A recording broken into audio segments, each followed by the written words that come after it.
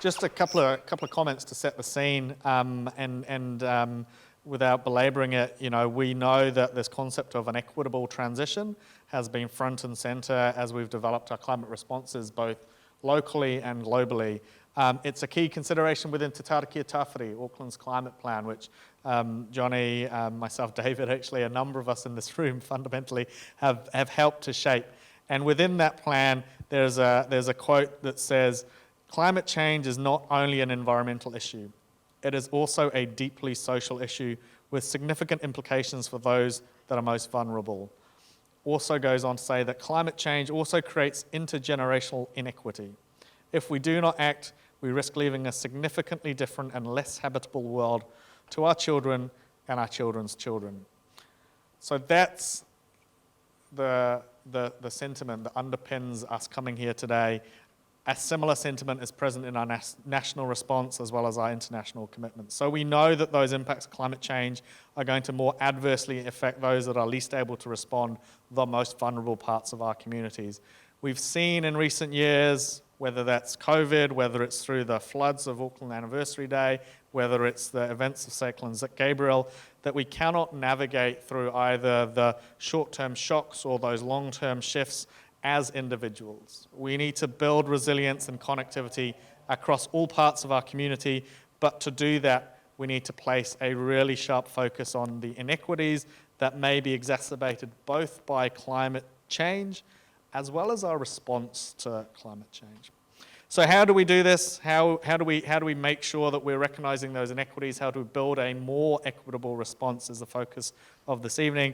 And I'm really pleased to have a fantastic panel to bring their diverse experience of equity and climate change to the discussion.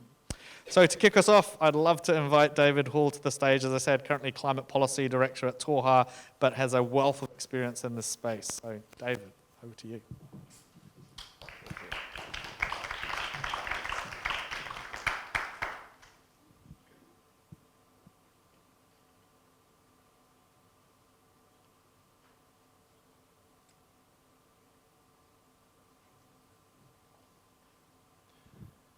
Thank you. Tēnā koutou, tēnā koutou, tēnā tātou katoa. Thanks all for coming out this evening. Ngā mihi kia koutou. And thanks, Alec, for your introduction and this invitation to offer some reflections on just and equitable transitions, which, as Alec said, was the theme of this book that I pulled together 5 years ago, A Careful Revolution. Only 5 years ago, but it feels like a very different time, and I'm probably going to make us all feel a little bit older by recounting some of the things that were happening 5 years ago. It was almost exactly 5 years ago, in August 2018, when Greta Thunberg, then an unknown 15-year-old, started protesting outside of the Riksdag, the Swedish parliament. She and the School Strikes for Climate only came into global public consciousness as we were preparing the final proofs for the book, so I just managed to sneak her in to provide an epigram for the book. And it wasn't the only sign that things were starting to change and to develop momentum, new momentum. I mean, obviously, climate action and the climate issue has been around for decades, but this was a time where new things were happening. And also in October 2018, the IPCC, it published its special report on 1.5 degrees of warming and the impacts of that, which reinforced to even those of us who knew the risks, how significant those risks could be from even slight slivers of temperature change. And that same month, catalyzed by that report, Extinction Rebellion began their first major public actions. And 1 month later, the Gilets jaunes, or the Yellow Jacket protests, kicked off in France. In November 2018, a protest against the carbon tax that many felt was inequitable and unjust, which weighed heavier on some people than others. So it started off as a resistance to climate change policy, but then eventually evolved into a more significant revolt against the French state. I was in a rush to get the proofs to the publisher before February 9, 2019 because I had a second baby due. I needed to clear the decks. She was born, and a few weeks later, an eco-fascist terrorist shot 91 people in my hometown of Old Tautahi, killing 51, and posting a manifesto that justified his unjustifiable actions, partly on environmental grounds, on the same sorts of arguments that I've been making. Some of you might also remember that that atrocity happened on the first school strikes for climate protests in Aotearoa, which I attended with my firstborn, who was 2 then time. We were doing little daycare strikes for climate. That was just a brutal, unthinkable ending to a day that started with a unique sense of global interconnectivity, of intergenerational solidarity, and of hope. And 1 year after that, the country and most of the rest of the world went into shutdown in response to a highly contagious coronavirus whose transmission to humans was made much more likely by climate change and by land use change. So I'm sure I wasn't alone in feeling that history was speeding up at that time, that these were the messy signals of a transition, dare I say, a revolution that was starting to gather momentum and traction and pace. The epigramma that I mentioned from Greta Thunberg was this: "We have come here to let you know that change is coming, whether you like it or not." So how right she was. And in our book, we were focused on the human side of the climate crisis, on the human, oh so human reasons that this transition is so slow coming. The reasons why our governments and our markets have under-responded, under-reacted to the threat of climate change. And conventionally, climate change has been framed as a scientific problem where the relevant expertise sits with scientists.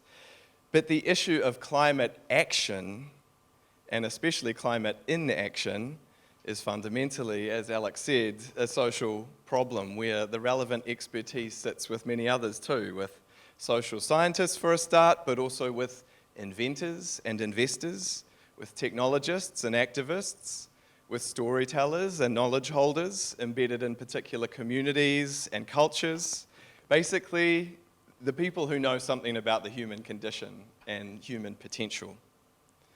So that's why I ended up with the contributors I ended up with, which included a Māori political scientist, a Fijian lawyer, a Pākehā youth activist, a Hawaiian futurist, a trade unionist, the CEO of the then new CEO of NZ Superfund, who's just about to depart that role, and a handful of climate experts. And the subject really was the dilemma that lay before us, a dilemma that sheds a little light on why progress on climate change has been so hard and so fractious. On the one hand, climate change is going to be hugely, terribly disruptive. As we've seen in Tāmaki Makaurau this year, places that were once inhabitable are going to become uninhabitable or unsafe to live in. Economic activities that were once viable will cease to be so. And traditions and ways of life that have survived for centuries or millennia will become harder and harder to hold on to. It'll be very disruptive indeed. But on the other hand, climate action will also be very disruptive. Climate action also requires us to change our ways, to transform our economies, our institutions, our cityscapes, and our landscapes. Climate action, just like climate change, involves transformative change. Indeed, a revolution on the scale unseen since the Industrial Revolution or maybe the Agricultural Revolution before it. And so this is our dilemma, a choice between two forms of disruption. one proactive and one reactive. On the one hand, we can set out to control climate change by deliberately transforming our societies and our economies. On the other hand, we can recklessly expose ourselves to uncontrolled climate change, which will transform our societies anyway in abrupt, disorderly, and unpredictable ways. Now, of course, when I present our choice like this, it isn't much of a choice at all. It's easy to know what we ought to do, and actually most people know what we ought to do. We can't avoid disruption entirely. We can't avoid change. We cannot put our hands in the sand and hope for the crisis to pass without tough decisions being made. So we may as well be proactive. We might as well embrace the disruption of climate action, which at least allows us to exercise our human agency, our rangatiratanga, our capacity to shape our future. The burdens of climate action are much more attractive in that sense than the burdens of climate change. However, we cannot understand our underreaction to climate change unless we understand that climate action does have burdens and that those burdens do not fall equally on everyone. Of course, it's sometimes okay that these burdens fall unevenly on some people, especially when those burdens fall upon the people who profit most from climate change and climate disruption. In 2022, the big Western oil and gas companies more than doubled their profits to $219 billion US. $219 billion in a year. And some of those profits are already being redirected into new oil and gas exploration, even while the International Energy Agency has confirmed that we cannot afford to expand production. Knowing what we know, that this is a crime against humanity and we need to overturn the system, but the system will not turn over easily. The people who benefit most from fossil fuels have a lot to lose, which is why they've successfully opposed climate action for so long, spending billions on political influence and disinformation. Still, this is a disruption that we should be uncompromising about. But if stopping climate change was this simple, then we'd have made much more progress than we have. The deeper problem is that disruption of climate action will go much deeper and wider than this. It will touch most, if not all of us, in some way or another. We'll all have to give up on some things. We'll have to change the way that we do some things. We'll have to pay more for some things. We'll have to transition into systems that won't always work as well as the systems we're leaving behind. That won't always be a source of regret. I don't think we still talk enough about the upsides of climate action, the cleaner, cheaper energy, the reductions in air pollution and waste, the opportunity to address challenges like cost of living and energy poverty. And in that vein, climate action can be really exciting and gratifying and empowering and liberating. But change, especially transformative change, is hard, and it can also be inconvenient, disadvantageous, risky, inhibiting, even debilitating. We live in a city that was built for cars, and so any policy that makes driving more difficult or more expensive is going to affect our lives in really intimate ways. It's going to affect our livelihoods, our recreational opportunities, our social connectivity, our ability to get across town cheaply to visit our loved ones. So it isn't just oil and gas tycoons that push back against climate action. It's also ordinary people. And while governments ought to be more robust in their confrontations with fossil fuels and other emitting sectors, there are limits to the ability of governments, especially democratic governments, to override the resistance of ordinary people. I mentioned the Gilets jaunes in France, revolting against a fuel tax, but we've had this in New Zealand too, and we've seen our government back away from taxes on fuels, emissions pricing, and so on. We've also seen the emergence of Groundswell New Zealand, a group that didn't exist when we wrote the book, but which filled Queen Street with tractors and SUVs in 2021 to fight back against climate change policy. Of course, it's farmers who will be most exposed to the droughts that we're going to have over the next few summers as we flip from La Nina, which brings the rain, to El Nino, which brings the drought. And people don't only resist climate action because it's inconvenient and it interferes with their self-interests. Climate action, especially when it's poorly planned or poorly executed, can also be unfair or unjust. This isn't inevitable, but it is all too common. And that's why we talk about just transitions, because this helps climate action to avoid exacerbating existing inequalities and vulnerabilities. In her chapter to the book, Maria Barge talks about a tika transition, like a just transition, but a transition that is guided by tikanga, by te tiriti, and our international obligations under UNDRIP, the UN Declaration of the Rights of Indigenous Peoples. And she points out that if the Crown does not take these kaupapa seriously, then the transition to net zero will simply reproduce the injustices that occurred through colonisation, another type of transition which Māori have already been through.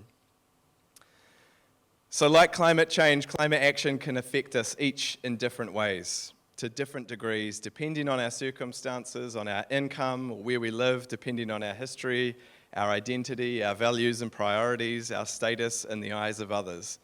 And if climate policy is insensitive to these differences, if it's careless in this regard, then it can reproduce injustices and it can reproduce the worst aspects of the old economy in the new economy. And then it'll create a backlash among the people whose support it needs the most. And that's why the book was called A Careful Revolution. You know, this will be a revolution one way or another. It's going to be disruptive, so we cannot afford it to be careless or uncaring.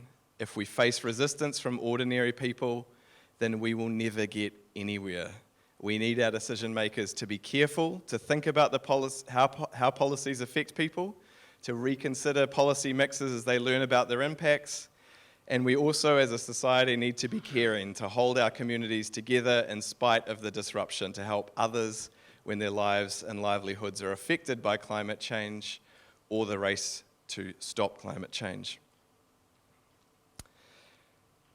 And actually, it might sound crazy, but especially in light of the extreme weather events of this year, but I actually feel more confident than ever that we will make the transition.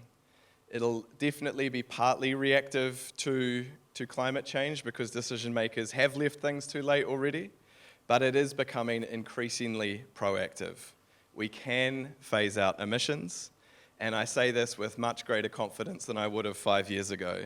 We already know most of what we need to know to get most of the way to net zero. We have the technologies, they're getting cheaper, we have a greater sense of collective urgency, we have the power in our hands as consumers and voters to make different choices. It's simply a matter of turning this all into action, and as we act, taking care of others. So, to finish, a quote from the book: "A transition that takes care of people along the way would be the most rapid and enduring of all transitions, because it will bring people along with it, reduce the likelihood of revolt and resistance, and create the popular legitimacy that will sustain its reforms into the future." Nō reira, tēnā koutou, tēnā tātou katoa.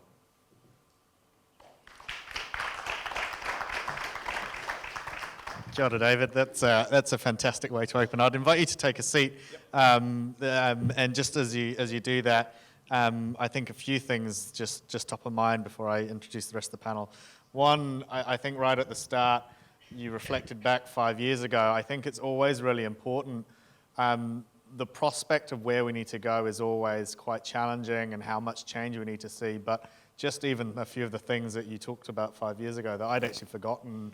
I'd forgotten about the global climate strikes. I remember I was there as well, feeling that euphoria and then just a sudden bash down as we found out what was going on in another part of the country. So we need to think about, well, that was pre-COVID, a whole different world. That was just 5 years ago. The potential that we could change in the future for good, if it's intentional and positive, is fantastic. That other element of two forms of disruption, you know, I think we'll think about as we go through. And then I love the positivity at the end, which is really important.